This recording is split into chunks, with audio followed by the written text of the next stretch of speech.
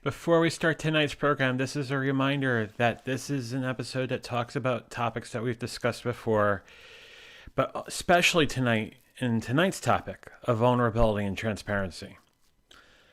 These may be sensitive to some of our viewers. Viewer discretion is advised. We remind you to please consult your doctor, your mental health professional, your outreach group, your sponsor or specialist before adopting any change to your dietary, physical, and or mental health regime. If you're looking for options with respect to mental health, contact SAMHSA, the Substance Abuse and Mental Health Services Administration, at 1-800-662-HELP. That's 1-800-662-4357. The service is open 24/7, 365 days a year, and is a confidential, free information service for individuals and family members facing such stressors.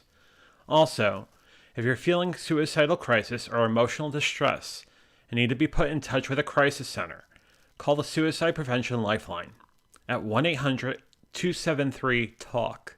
That's 1-800-273-8255. Or go to suicidepreventionlifeline.org. You can also text the word HOME to 741-741.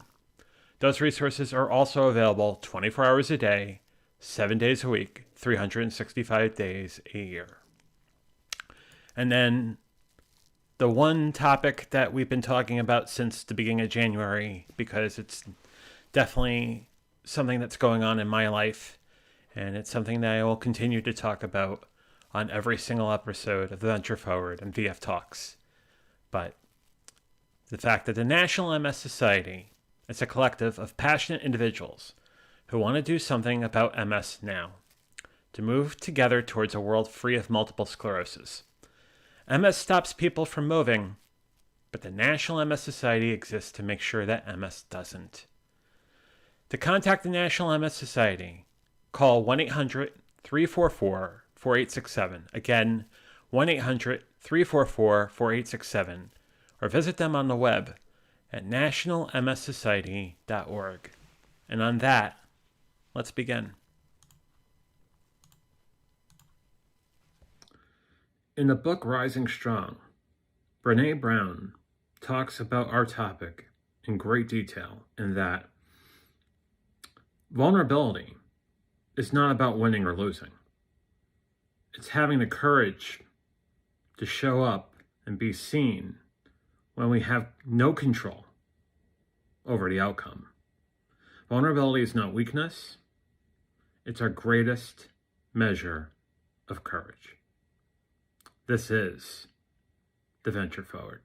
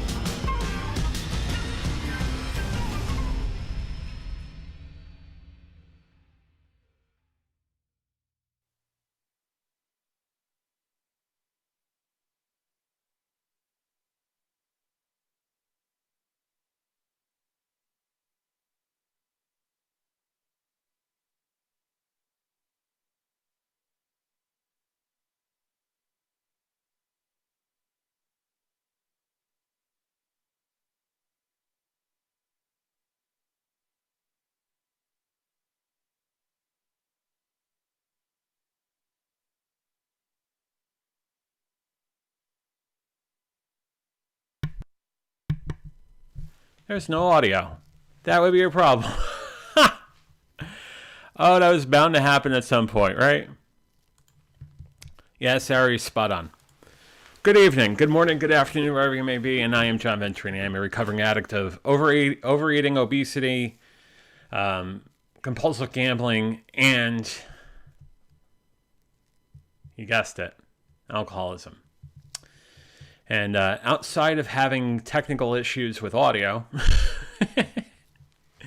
I celebrated a milestone this past weekend. This has been 2 years of me tracking food, which, I started this journey in mid-February of 2019, realized I had a problem in late January of 2019, and decided to do something about it.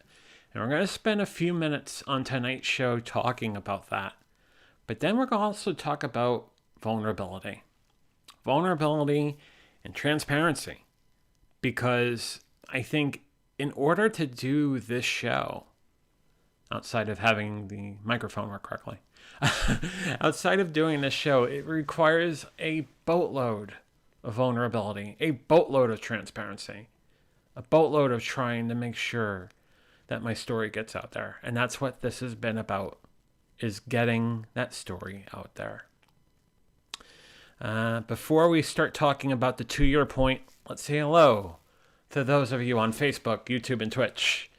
We'll start with Marilyn. Hi, John and Sarah. Good to see you. Good afternoon. Hope you're doing well. And there we go. We have audio, so we're good now. And Leah, how you doing? 2 years. Whoop whoop whoop whoop. Indeed, Leah. Congratulations to you too. I know it's been a very, very interesting road, but we're both doing it, and I'm so very proud of you and what you're doing. So I got you, and I know you got this big time. For all of you as well, anyone who's going down the road has with respect to nutritional planning, obesity, overweight, even those that are on the flip side, that are underweight and are trying to get themselves to a place where they're living a healthy lifestyle. Definitely march that forward, march that step forward and really think about what held you back, but then start working on it. Because the moment that you realize that it's the mind first, and you try to intersect those sort of cobwebs to figure out exactly what held me back, what was sort of those triggers that held me back, and you work through it, so many amazing things can happen. Now, you can go down a multitude of different roads. For me, it's, I have one way, but many others have many different ways. So it's all based on what works for you, and also working with professionals to see which way is the right way for you. But anyhow, let me talk about that for a second. I'm going to actually go to a slide deck real quick. So 2 years tracking food, I actually hit the 2-year mark over the weekend. And 731 days of tracking food, 731 being a unique number. It's my birthday. So it would stand to reason that I'm talking about the food tracking at 731 days on this episode tonight. That's one of the two topics. But it's something where I am not forgetting exactly how I got there, and moreover, the importance of me being there. It's not easy. And I'll be honest with you, there are days, much akin to everything else, that have been really hard. But all we need to do is go back to that picture. That was my life 2 years ago, a little over 2 years ago, at 480 pounds. And I cannot imagine a world of me being there ever again. I know I sure as heck am doing everything I can to live the healthiest life I can. And the thing is, we know from previous episodes that there are a lot more things that are going on here. But I have to remain steadfast in all of that. And that goes to the other topic tonight, and that vulnerability and transparency. And we'll talk about that in a few minutes. But we know what I looked like back then. We know about how hard it was for me to walk anywhere. not go more than 5 or 10 feet without needing to sit down, me being in physical pain, me sweating on the coldest of days. Something had to happen. And we could talk about that, and we will talk about it an awful lot on this show, because that is the main addiction I had, was that. So it's something that I'm really proud of. I'm really proud of how far I've come with that. And I'm also proud of anyone else who takes that up and does something and looks to move themselves to a healthier place. You will always have my support. Because, oh God, I know how hard that is. That's what I look like now. That's what I look like now. And of course, I get a graphic that shows up real quick there. Someone likes a movie. Yeah. Yeah. So there's that. You know about the 3 trips down the road. You know about all of that. You know the fact that I battled this back in 2001, 2002. Got to the place I needed to be at the end of 2002, and the weight started coming back on. Then we go through the 2000s. We get to 2010. And something, a conversation or two arose. And something had to happen then too. So 425 down to 185, back all the way to 440. And then I get down to 245 by the middle of 2011. Now, in the middle of that, as we started talking about in the demyelination episodes and the MS episodes, I had an event back in 2011. So this bout with demyelination is not the first bout I have. That's why neurologists are so quick to say you have multiple sclerosis and not just flat out demyelination. Get down to 245 by the middle end of 2011, and the weight started coming back on. And by the time we get to 2019, I'm at 480 pounds. 480. That's after living in 2 different places over the course of 9 years, 8-9 years. Moving from Connecticut down to Baltimore and then here to outside of Philadelphia. And the thing is, we could rewind the tape. We could talk about everything that's happened from that point. But I know that that is not a way anyone can live their life and expect to survive. And as evident in 2019, and as evident by many panic attacks that I thought were heart attacks, there's that too. I realized something had to happen. So I started to try to figure out why I was doing what I was doing. Started tracking everything. Started becoming better with my mind. Started journaling. All of that. We could talk about that.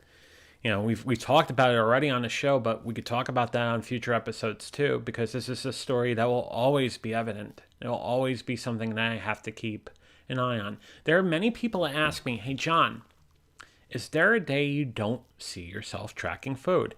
And I can honest to God say, no. I'm always going to track. I've gained back the weight twice before. Certainly it's not going to happen a third time. So I track everything. I need to be a better consumer nutritionally. So I track. Anyhow, outside of that, and having enough energy to be more physically active, and everything fits together. But if I didn't do what I did in the beginning of 19, I wouldn't be here. And there are a lot of tests right now that are testing me, but these are tests that I can handle now in February of 21, being 280 pounds less than what I am, 280, 285 less than what I am, and not at 480. So, there's a story there. I hold a token for those 2 years. Much like I hold a token for the sobriety, and come 55 days from now, there will be a 1-year token for not gambling. Because these are important measures of what I have done. So there is a 2-year token in my pocket now. And in a few, not even, Like less than 2 months, there'll be a token for the 1 year. And in less than 3 months, there'll be a token for 2 years of sobriety. But like I've always told you, one day at a time, one foot in front of the other. Yeah? The dietary tool set, don't need to go into that basically, but I'm a Lose It user. You can see from the Lose It screenshot. I'm a big believer in that sort of tracking of calories and macronutrients and all that. And then, of course, the one thing I always say on this show, always consult your doctor, your nutritionist, or dietitian before embarking upon any sort of diet. Because going to a doctor, seeking medical advice as you start that is very important. And also understanding that once you have enough energy and you're somewhat fit, I wouldn't say somewhat, but at least it's not a danger for you to, the exercise and the movement is just as important as the diet. But it goes mind first, diet second, exercise third. Again, it goes back to the value of the mind and meditation and therapy. So that is basically the story with respect to the 2 years. And as I was discussing that, you had some comments, and I'd love to get to them right now. Hello, Emburn. How are you? Hope you're well. Sarah says, July 31st is my birthday. That picture doesn't even look real to me. I'm amazed every time I see it. Yeah. July 31st.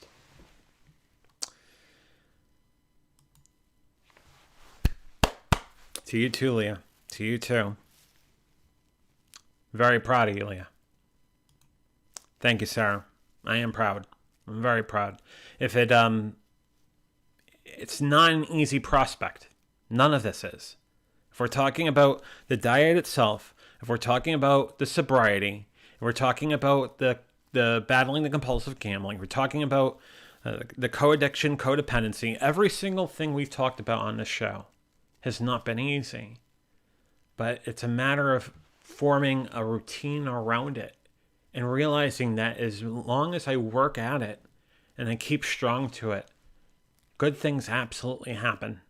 So it's remembering what we're trying to do, but then realizing that it is all part of a bigger picture, isn't it? Marilyn says, wow, you're doing amazing. You're such an inspiration. Thank you, Marilyn. It's, like I said, it's all it is for me is just one day at a time, right? And I'll be very brutally honest before we start talking about the vulnerability and the transparency. Today was a tough day. I don't know what exactly it was, but today wasn't an easy day at all. And there was, and again, keeping it 100, right? Keeping it amongst some friends here, and the most important of friends, I would say, the people that are joining me on this venture forward, or for crying out loud. You guys are amazing. But I'll say this: today was tough. Today was tough. I think because a lot of things are hitting like that sort of junction. We talk about, the MS. I'm still waiting for the rest of the vaccines to go, and then I could talk about Ocrevus, Ocrevus, whatever you want to call it today. I've heard there's 3 different pronunciations for that medicine. But then we talk about the bankruptcy, which I have a call with my attorney on Friday. And we talk about everything else that I have undertaken and working in tandem. It's a lot.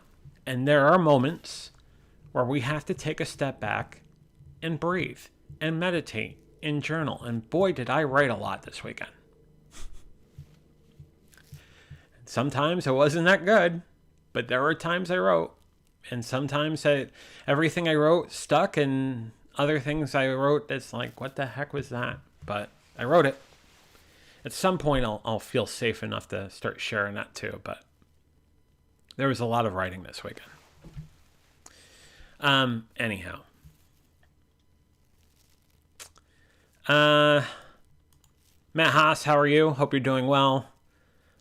Sarah, you're right. It sounds like a full-time job. If I showed that comments before, you know where my mind is right now. So I'm off I'm on like 5 minute delay here. Mask, can I ask a diet question? Absolutely. Type your question in the comments. Marilyn says, yep, one day at a time. You're in my prayers. Marilyn, you're in my prayers as well. My thoughts and prayers, as well as everyone else in this room, as well as everybody else who's followed me on this journey. As much as everybody I have grown to appreciate and put very near and dear to my heart in the recovery groups and amongst the live streamers and all of the incredible people I have met. I am thankful and blessed for all of you. So, very much so. And Marilyn, thank you for saying that. Matt, I'll give you about 30 seconds to put that question in. Otherwise, I'll go to the vulnerability talk, and at some point we'll answer your question. At some point. Oh, here we go. There it is. Matt Haas says, keto, what are your thoughts? I'm considering it, but have not made a decision. Matt, I am a big believer in keto. I think there are some people that do keto that do it, I would say, almost hardcore to a point where it's not sustainable. I do believe that there is value to carbohydrates, because some people will say that your carbohydrates basically promote brain health and brain growth, so you can't cut it out entirely. I also think that there's a lot to be said about protein in diets. Don't consume too much, though, because, again, any amount of anything that's too much may be a problem. So I will say this. I am a big believer in keto. I'm also a big believer in working with your doctor to figure out what is the best path to go. For me, it always goes back to Mifflin St. Jean or the Harris-Benedict formula. In the number of calories you consume, and then subtracting a certain number off of, say, your basal metabolism rate, and say 500 calories. That seems to be the number, but it's always plus or minus something. 500 calories basically represents 1 pound over a week. Doing a reduction off of your BMR, and then also the more physically fit you are, the more physically active you are, the more calories you're going to burn. So everything weighs in on that, no pun intended. But yes, there is something to be said about protein. There is something to be said about the premises of keto, and then, just understanding what everything does to you. And it goes back to what I was saying before. Tracking. I track everything. So, great question, Matt. And needless to say, if you have any questions you want to talk, you know how to find me. It's something where I've become very much in tune with what works for me. And some of it's not obvious. The other piece of that, I guess the other corollary to that, is certainly not drinking and being sober for almost 2 years has definitely helped me. Because if you look at the first 2-3 months of this weight loss journey, I wasn't dropping weight real quick because I was drinking all the time. So there's something to be said there too. But anyhow, Marilyn put it best when she said, everything in moderation. And it's true. Everything in moderation. I think when you become overconsumptive of things, your body gets used to that, and then it's going to go into a certain mode where it's expecting it, and then, it becomes something where you should always surprise the body and trick the body as far as what you eat, but also as far as exercise routine as well. If you do the same thing and you go running every day, yeah, there's very healthy exercise. But, when you're looking to try to get the last 30, 40 pounds off, there's something to be said about tricking and doing different exercises, whether it's strength training, whether it's CrossFit, whether it's cardio. So the change, that sort of changing it up, considerably helps. Matt says, thanks, John. I may reach out again if I have more questions. Always, Matt. Don't hesitate to reach out to me. That said, I will say this. If there are any questions that you guys have as far as the diet's concerned, don't ever hesitate to reach out to me at theventureforward@gmail.com. I'm always always wanting and willing to answer any of your questions with respect to those concepts. And, the thing is, we are all in this together, right? I'll use the phrase of a recovery group that some of you are part of, and that of Recovering Addict, that we do recover better together. Well, we get stronger better together too. So if there's any questions that you have about that sort of thing, don't hesitate to reach out to me for sure. Oh, that's Matt's quote. Now I get that out. All right, vulnerability. And in the sense that I basically have laid out most of the cards on the table in the last 4 or 5 months, in the sense that the only way I can better fit and better understand what has transpired is putting words around it and also trying to make sense of it. And that's not without saying that I haven't gone to therapy and I haven't done everything I've done on this end to try to make a better sense of it all. But it required a lot of vulnerability, in the sense that you have to be open about what's going on. You have to be transparent about what's going on. So I tonight, and also on Thursday, will be talking about vulnerability and transparency almost interchangeably. We have a guest on Thursday night, someone who's done the show twice before, who has plenty to say about vulnerability. And I'm really looking forward to hearing her talk about it. I think the thing is, we all have stories, and we all have things that we've gone through, whether it is in growing up, or whether it is something that happened in our young adult years, or things that happened, say, a week ago, right? That I think the more that we come open about it, the more that we are able to share it and just be real about it, the more transparency there is, the less that there is any sort of, and I'm going to use an Italian term for a second, the less agita there is as well. And I noticed that truly being the case over this journey.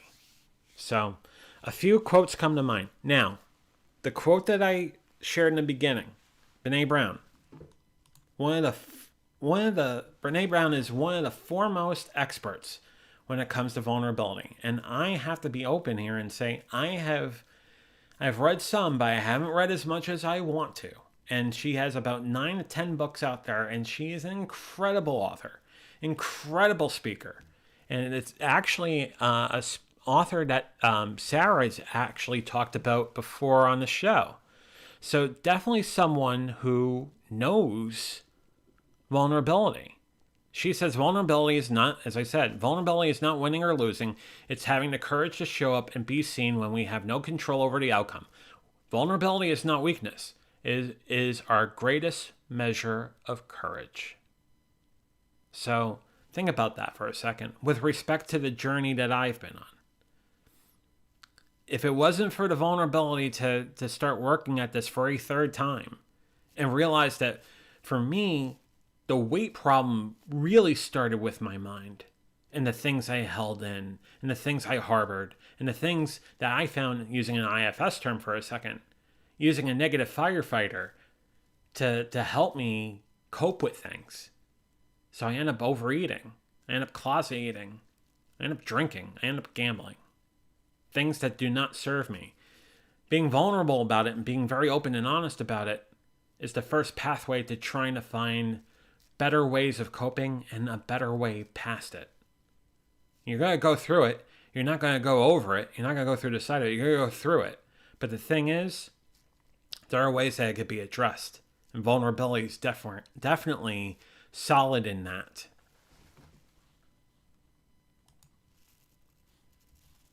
Got a comment from Sarah. Sarah says, I'm addicted to both Brene Brown's podcasts on Spotify. She's been in recovery for 23 years. So, yes, anyone who's dealt with the battle of alcoholism is certainly someone who can be a treasure trove of those life lessons. Definitely one of those people we need to hear. One of those people we definitely talk to. And I'll be open here in the sense that a lot of the things I've learned, even in the last 6 to 9 months, have come out of those recovery groups, making those meetings. Whether it's the meetings I do for the recovery groups online, or the Gamblers Anonymous meetings I go to on Saturdays, or any of those. I learn nuggets of information and nuggets of wisdom that has helped me, as anyone else who goes down that road does. So there is a lot to be said about vulnerability. Anyone who's battled that, who is an alcoholic, when they have a handle on it, they could be such a giant treasure trove of that sort of knowledge. Sir Anthony Hopkins is another one. A couple of his speaker talks at AA meetings are out on YouTube. Definitely listen to him. He is someone that realizes that he had a serious problem with the drink, thinks about it, romanticizes about it, which in some groups is a no-no, but he knows what he had to do to move it and know what to do to change his life to a place where it can be manageable. And there is sad stories around it. So the people that have fought this are some of the best people you could talk to. So I think another thing that we need to talk to as we talk about any of these concepts is going to definition. The definition, and we're talking about vulnerability and emotional capacity, right? The emotional definition of emotional vulnerability by Brené Brown is uncertainty, risk, and emotional exposure. She goes on to suggest that vulnerability is the most accurate measure of courage, to be vulnerable, to allow ourselves to be seen. Typically thought of the center of emotions such as grief, shame, fear, disappointment. But the positive there is it's also the center and birthplace of love, belonging, authenticity, creativity, courage, and accountability. We have to do that sort of work in order for us to get to a better place. And it's something that is evident in the work that she does, but it's also evident in a lot of the work that's out there with respect to transparency, vulnerability, and becoming a better self. It's a lot to be said about that. I guess the next thing I would say is, and as she says, is that vulnerability is the birthplace, as I mentioned before, innovation, creativity, and change. If we want to change things, we have to be vulnerable.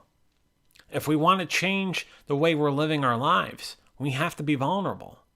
If we want to innovate and change and basically make ourselves a better person, whether it's physically or mentally or emotionally, we have to be vulnerable.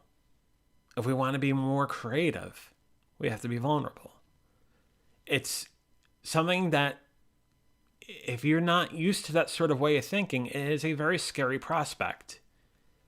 But it is worth the investment we make in that moment of vulnerability. That's how we become better people. That's how we share more. That's how we become better in a lot of different regards. Marilyn put in a comment while I had that quote up. Marilyn says, that's why meeting makers make it. Yep. Meeting makers make it. One day at a time, one step at a time, one foot in front of the other. Meeting makers make it. By doing the good thing, doing the darn thing, doing the right thing. Marilyn, you're spot on. It's amazing how much those that go to meetings, those that are part of these groups, understand it. They understand it more than you would ever think. And going down that road and being open and honest and talk about the things that stood in our way, and either it's a cry for help that we have to fix it, or this is how I plan to fix it, or I just need someone to hear me out. And maybe you have had a story that is very indicative to what I'm experiencing. And it, quite frankly, anything in between those three. But to talk about it, to be vulnerable, to share that, is a step in the right direction. Another quote would be a Sigmund Freud quote, and that out of your vulnerabilities will come your strength. without those vulnerabilities, without being open and honest about these things, without understanding the things that held us back, we'll never get strong.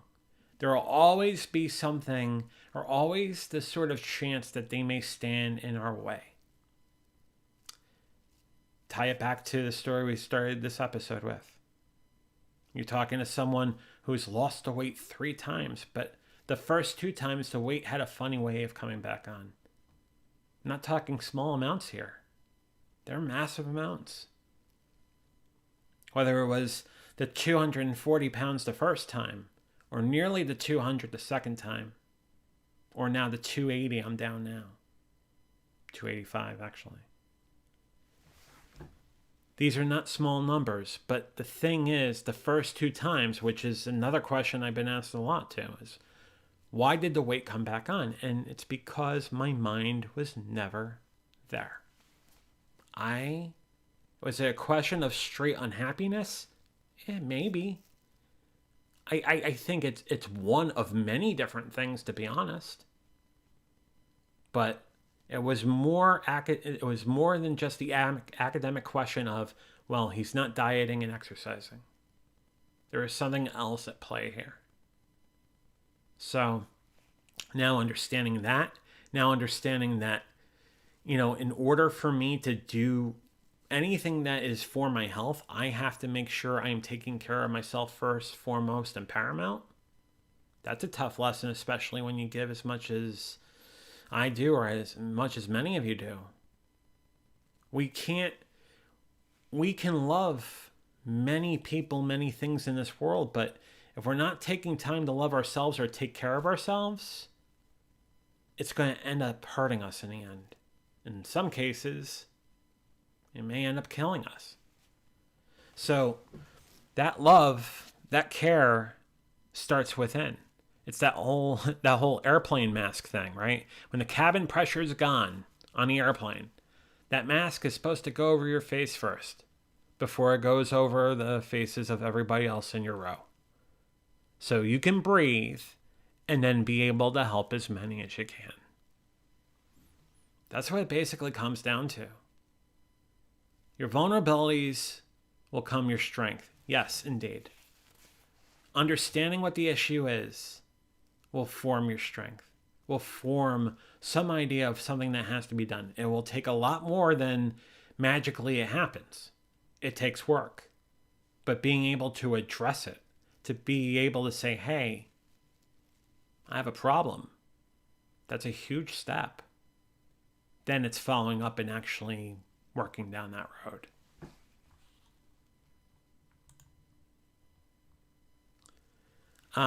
I guess there was one other quote I wanted to put up, and I think, is it this one? There it is.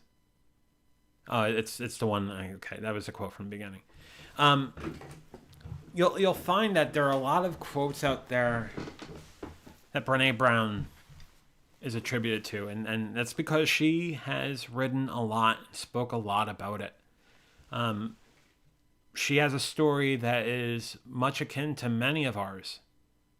And those that have dealt with this are the best people to talk to it. What we're going to do on Thursday night is we're going to talk about how vulnerability and transparency affects someone in their own life. Not only at work, not only in the thing that they do, but also from their own perspective, their own life. That story is very important. And I could talk about my story, and I will continue to talk about my story. As much as we do this venture forward, as much as we do even the VF Talks, because that is who I am. And I don't shy away from it. But that also is that sort of definition of being vulnerable and being transparent about it. You know, it's the only way we can get anywhere. You know, the thing is, we fix ourselves, we put that self-care, we form that love, and then we form it and we share it with so many. And by doing that, it's a bit, I'm saying this, it's really cathartic for me, in the sense that I'm able to share this, but it also reminds me of how important it is. So I am definitely blessed and thankful for all of you jumping on these programs.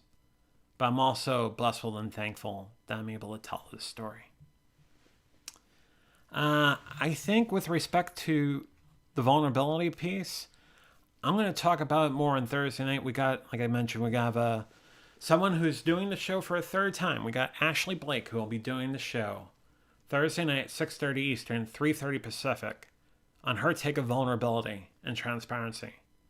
And, like I said before, not only from her job, but also from her, from her life's perspective as well. I will also say this: if you have any questions leading up to the Thursday episode, or any questions in general for this program that we know as the Venture Forward, don't hesitate to give me an email at theventureforward@gmail.com. Little inside baseball. All the graphics and all the audio and whatnot have not been playing along well today. But you know what? We pushed through, right? We pushed through. There's the email, theventureforward@gmail.com.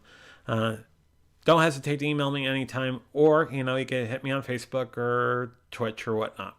So that's how you reach me. So on that, I'm gonna say the same thing I say at the end of every single Venture Forward VF Talks. Stay safe, stay sane, stay strong, stay sober. You're worth it. I'll see you Thursday night at 6:30 Eastern, 3:30 Pacific to continue the conversation about vulnerability. Have a good night.